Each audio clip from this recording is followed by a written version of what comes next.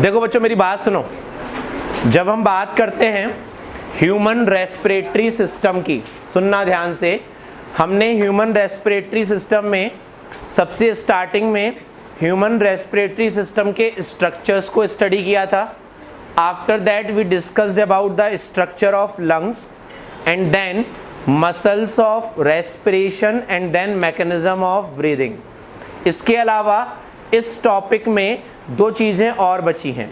One is called transport of gases and second is gaseous exchange across the alveoli. इन दो चीज़ों के अलावा कुछ छोटी छोटी चीज़ें और हैं जो आपके एग्ज़ाम बोर्ड लेवल पर पूछी जाती हैं, ठीक है ना। आज हम इस टॉपिक को कंप्लीट करेंगे, सुनो ध्यान से। जब हम बात करते हैं ट्रांसपोर्ट ऑफ गैसेस की,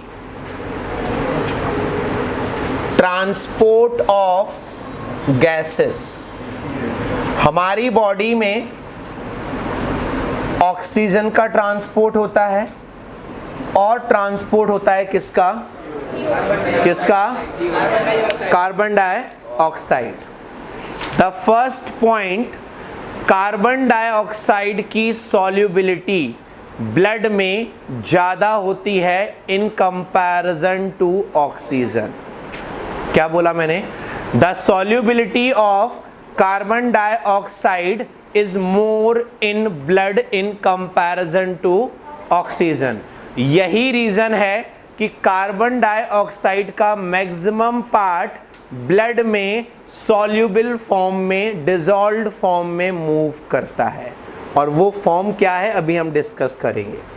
सेकेंड थिंग, हमारी बॉडी में अगर हम बात करें कि विदाउट एनी हेल्प हमें ऑक्सीजन को लंग्स से टो तक लेकर जाना है या टो से लंग्स तक लेकर आना है, तो इस प्रोसेस में अगर कोई पिगमेंट, कोई चीज़, कोई केमिकल इन्वॉल्व नहीं हो रहा है तो उस प्रोसेस में सालों साल लग जाएंगे ऑक्सीजन को लंग्स से टो तक पहुंचने और टो से लंग्स तक आने में।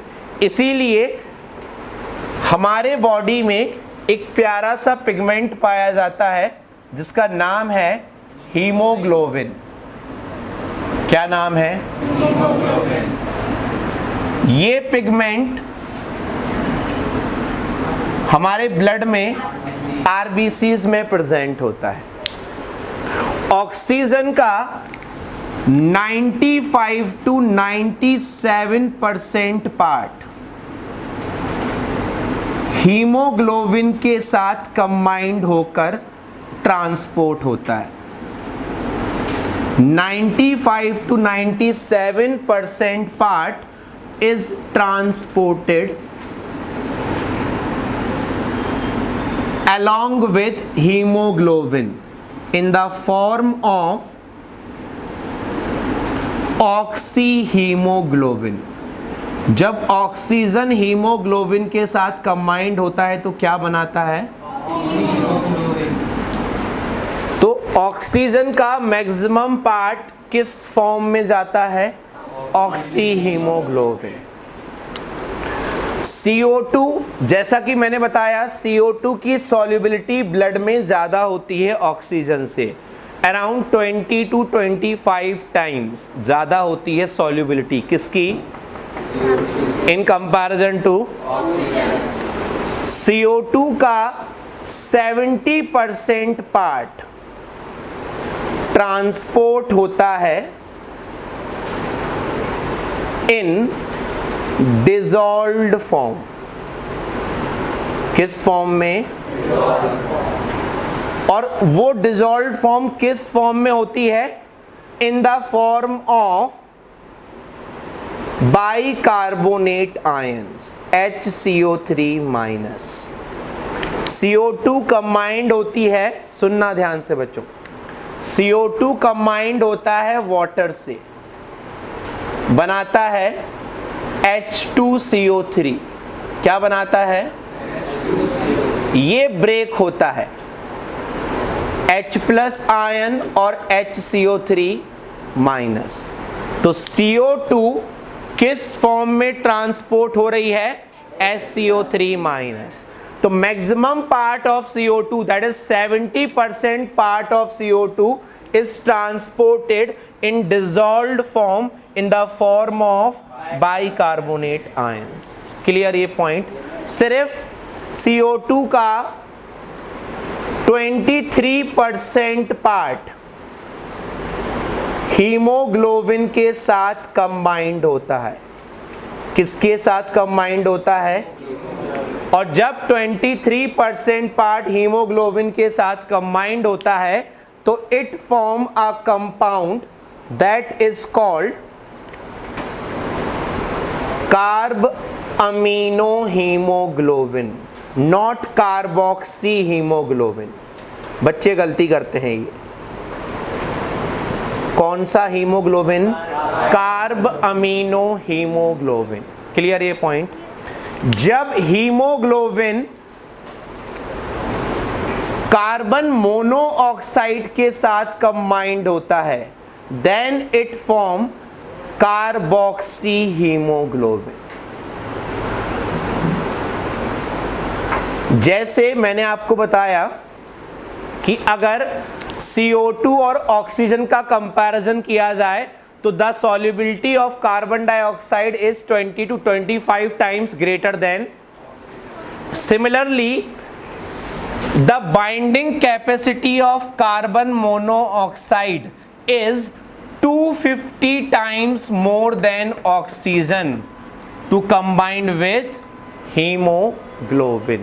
अगर इस रूम में हम इन तीनों गैसेस को डिसॉल्व कर दें तो सबसे पहले हीमोग्लोबिन किससे कंबाइंड होगा?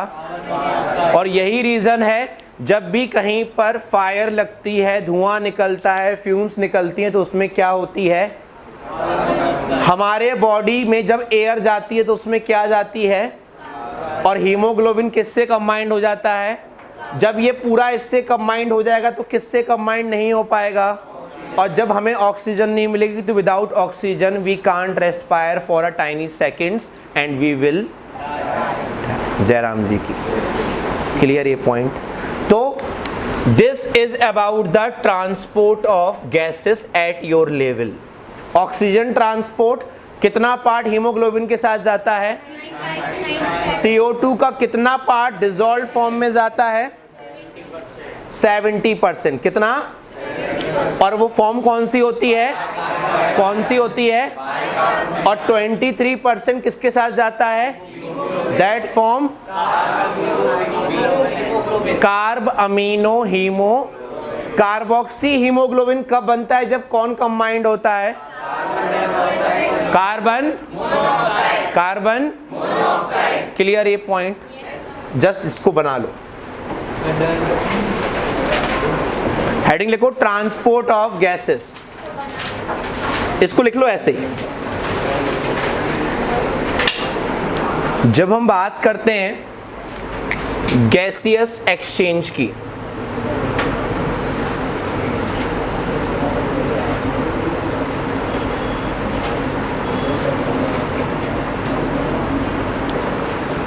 हमारी पूरी बॉडी से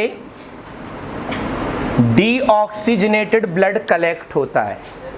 कैसा blood? Deoxygenated blood means it contain more amount of carbon dioxide and less amount of oxygen. Deoxygenated blood का मीनिंग कभी ये नहीं होता कि it will only contain carbon dioxide. उसमें कार्बन डाइऑक्साइड भी होगा और उसमें ऑक्सीजन भी होगा। कौन ज्यादा होगा? किस टाइप के ब्लड में? और जब हम बात करते हैं ऑक्सीजनेटेड ब्लड की, that contain more amount of, less amount of. हमारी पूरी बॉडी से डीऑक्सीजनेटेड ब्लड कलेक्ट होता है, वो एंटर करता है हार्ट में। कहाँ एंटर करता है? हार्ट से वो डीऑक्सीजनेटेड ब्लड जाता है लंग्स में, और लंग्स में जब वो कैपिलरीज में जाता है, कहाँ जाता है? जब हार्ट से आर्टरी निकलती है तो आर्टरी जब किसी ऑर्गन में एंटर करती है तो it divide into fine small tubular branches that is known as capillaries. अब जब ब्लड डीऑक्सीजनेटेड ब्लड कैपिलरीज में जाएगा तो those capillaries will pass through alveoli. वो कैपिलरी कहां से पास होंगी? देखो, जब वो कैपिलरी एल्वियोलाई से पास होगी, समझना इस बात को,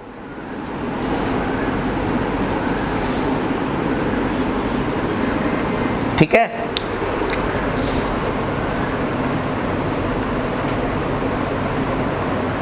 कैपिलरी, इस कैपिलरी में कौन सा ब्लड फ्लो हो रहा है? डीऑक्सीजनेटेड।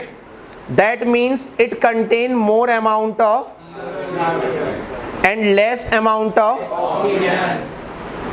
यस और नो? ये एल्वियोलाई, एल्वियोलाई के पहले कौन सा स्ट्रक्चर होता है? रेस्पिरेटरी ब्रोंकियोल, यस और नो? उसके पहले टर्शरी ब्रोंकियोल, फिर सेकेंडरी, प्राइमरी, ये सब कुछ, ठीक है? एल्वियोलाई के अंदर सेल्स की एक लाइनिंग होती है। अगर हमने 9th क्लास में टिश्यू अच्छे से पढ़ा हो तो एल्वियोलाई और लंग्स कंटेन स्क्वैमस एपिथेलियम। कौन सी एपिथेलियम? कौन सी एपिथेलियम? Squamous epithelium. और अगर हमने थोड़ा और अच्छे से पढ़ा हो 9th क्लास में तो ब्लड वेसल्स या capillaries also contain an epithelium that is also the same epithelium, that is कौन सी एपिथेलियम होती है? इस स्क्वैमस एपिथेलियम को हम नाम देते हैं endothelium. Lining of blood vessel is known as endothelium. और हमने थोड़ा और ज़्यादा अच्छे से पढ़ा होगा 9th क्लास में तो, हाँ वो मुझे पता है, तुम लोगों ने कुछ भी नहीं पढ़ा। ये दोनों साइड की, सुनो मेरी बात, ये दोनों साइड की स्क्वैमस एपिथेलियम, हर एपिथेलियल टिश्यू एक मेम्ब्रेन पर लोकेटेड होता है। उस मेम्ब्रेन को हम नाम देते हैं बेसमेंट मेम्ब्रेन। क्या नाम देते हैं? काश हमने इतनी शिद्दत से पढ़ा होता 9th में। देखो,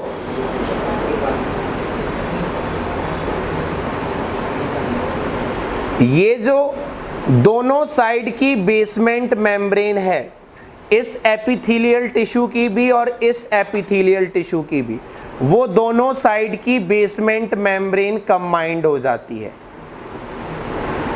तो squamous epithelium of alveoli, endothelium of capillary और दोनों के बीच की बेसमेंट मेम्ब्रेन, इन तीनों मेम्ब्रेन को मिलाकर हम कहते हैं रेस्पिरेटरी मेम्ब्रेन। क्या कहते हैं? और जो गैसेस का एक्सचेंज होता है वो इसी मेम्ब्रेन के अक्रॉस होता है। इस मेम्ब्रेन की थिकनेस लेस देन 1 मिलीमीटर होती है, लेस देन 1 मिलीमीटर। क्लियर ये पॉइंट? अब देखो, ये है एल्वियोलाई। एल्वियोलाई में एयर आ रही है एटमॉस्फेयर से, तो उसमें ऑक्सीजन का कंटेंट कैसा होगा और CO2 का कंटेंट कैसा होगा? कम। यहां पर ऑक्सीजन ज्यादा है, यहां oxygen will move from high concentration to, यहां पर CO2 ज्यादा है, यहां CO2 कम है, CO2 will move from high concentration to. जब भी कोई सिंपली चीज high concentration to low concentration जा रही है, that process is called diffusion. क्या कहलाता है? तो हमारे एल्वियोलाई के लेवल पर जो गैसेस का एक्सचेंज होता है दैट इज डन बाय और डिफ्यूजन एक ऐसी प्रोसेस है जहां पर एनर्जी यूज नहीं होती। अगर यहां पर गैसेस का ट्रांसपोर्ट एनर्जी यूज करता तो हमारी बॉडी की पूरी एनर्जी दिन भर यहीं लगी रहती, क्योंकि कंटिन्यूअस गैसियस एक्सचेंज होता रहता है। चाहे हम इंस्पायरेशन कर रहे हो, चाहे हम एक्सपायरेशन कर रहे हो, एक्सपायरेशन के टाइम पर भी गैसियस एक्सचेंज बंद नहीं होता। ऐसा नहीं होता कि इंस्पायरेशन कर रहे हैं तो एयर अंदर चली जाएगी और एक्सपायरेशन कर रहे हैं तो एयर बाहर चली जाएगी। एक्सपायरेशन में एक्सचेंज हो रहा है, CO2 और ऑक्सीजन का एक्सचेंज कभी भी रुकता नहीं है। समझ में आई मेरी बात? तो gaseous exchange across the alveoli is performed by, और उसको भी हम लिखते हैं सिंपल डिफ्यूजन। कैसा डिफ्यूजन? क्योंकि डिफ्यूजन भी दो टाइप्स के होते हैं, one is called simple diffusion, one is called tissue थोड़ा ना है complex simple, one is called facilitated diffusion, वो हम फिर कभी पढ़ेंगे जाकर। अभी हमें क्या पढ़ना है? क्लियर ये पॉइंट? अब सुनो, जैसे मैंने यहां लिखा कि डीऑक्सीजनेटेड ब्लड में CO2 का अमाउंट ज़्यादा रहता है, ऑक्सीजन कम रहता है। यहाँ ऑक्सीजन ज़्यादा, यहाँ CO2 कम। तो हो सकता है कि जब वो क्वेश्चन पूछे तो इस तरीके से ना पूछे कि CO2 ऑक्सीजन, वो लिखता है कि एल्वियोलाई में पार्शियल प्रेशर ऑफ ऑक्सीजन ज़्यादा होता है, पार्शियल प्रेशर ऑफ CO2 कैसा होता है? कम। तो यहाँ हम अमाउंट को किस यूनिट में मेंशन करते हैं? Partial pressure. अब पार्शियल प्रेशर क्या होता है? पार्शियल प्रेशर का मतलब है, देखो समझो, यहाँ पर यहाँ से एयर एंटर कर रही है, सिर्फ हमें इन दो गैसेस से मतलब है, बट क्या इस एयर में नाइट्रोजन नहीं होगी? होगी कि नहीं होगी? और सबसे ज्यादा नाइट्रोजन ही होगी, यस और नो? दैट मीन्स जब भी हम किसी गैस का इंडिविजुअल प्रेशर निकालते हैं in complete pressure of atmospheric gas, तो उस रेंज को हम क्या बोलते हैं? क्या बोलते हैं? समझो, जैसे मैंने बोला पार्शियल प्रेशर ऑफ ऑक्सीजन क्या होगा, तो partial pressure of oxygen is equal to pressure of oxygen और प्रेशर ऑफ ऑल गैसेस, या ऑल गैसेस की जगह हम क्या लिख सकते हैं? एयर। समझ में आई मेरी बात? तो ये गैस का इंडिविजुअल प्रेशर हो गया और ये गैस का कंप्लीट गैस का प्रेशर हो गया, कंप्लीट एयर का प्रेशर हो गया। तो the pressure of individual gas divided by the pressure of complete air is called partial pressure. समझ में आई मेरी बात? तो यहां पर हम नॉर्मल रिप्रेजेंट नहीं करते, हम क्या रिप्रेजेंट करते हैं?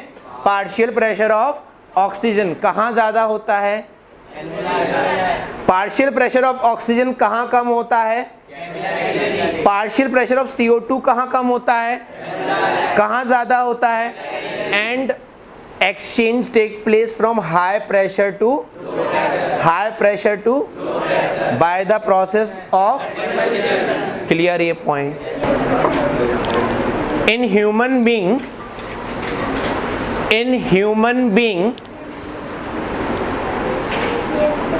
alveoli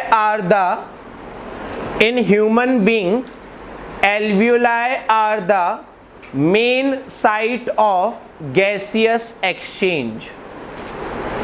In human being, alveoli are the main site of gaseous exchange. Write down next point. Alveoli are supplied by blood capillaries.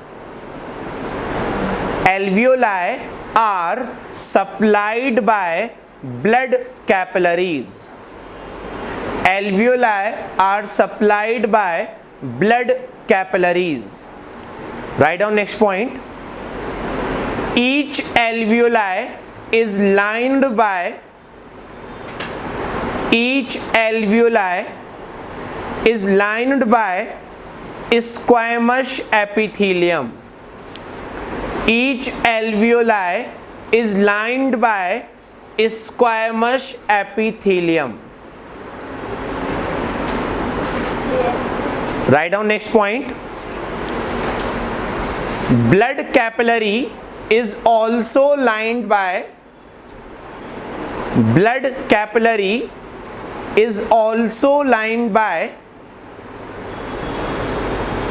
endothelium.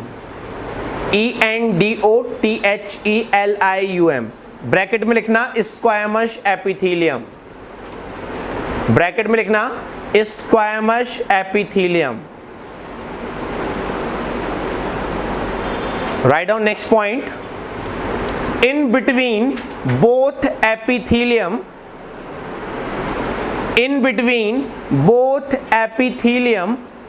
a common basement membrane is present. In between both epithelium, a common basement membrane is present.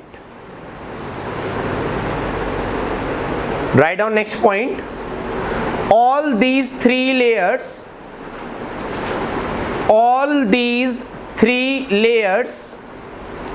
combine to form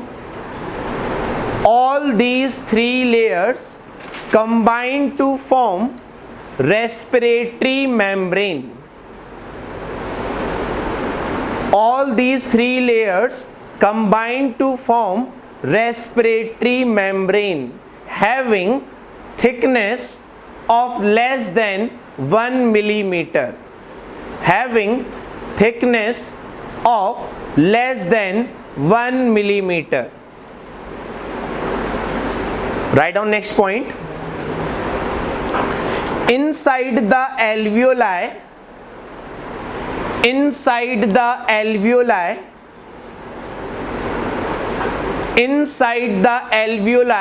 the partial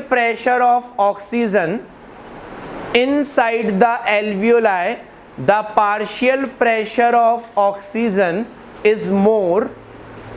The partial pressure of oxygen is more and of CO2 is less.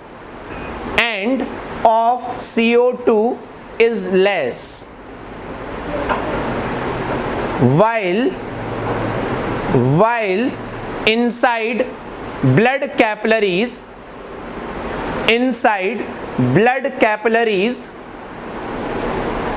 partial pressure of CO2 is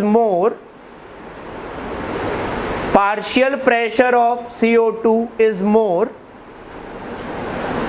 and of oxygen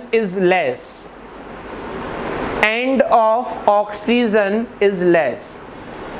Write down next point. Due to difference in concentration gradient, due to difference in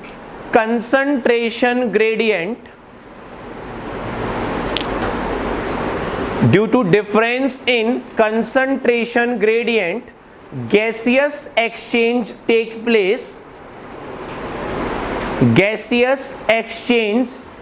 place by simple diffusion. इस word को underline करना. By simple diffusion across the respiratory membrane.